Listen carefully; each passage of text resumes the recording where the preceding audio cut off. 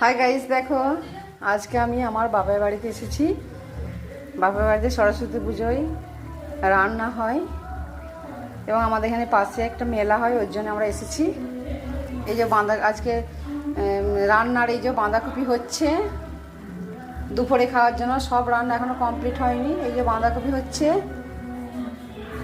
এই যে ডাল হয়েছে, মাছ ভাজা আছে, এই যে মাছের ঝাল ঝোল হবে, এঁচোড়ের তরকারি, এই যে সিজনের জন্য এই যে কলাই আছে, ওই শাক ভাজা হয়েছে।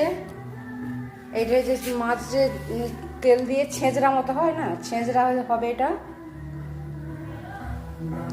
দুপুরে এখন এইগুলি হয়েছে, এরপর আবার রাত্রে রান্না হবে। থ্যাংক ইউ বন্ধু, কেমন হয়েছে জানাবে।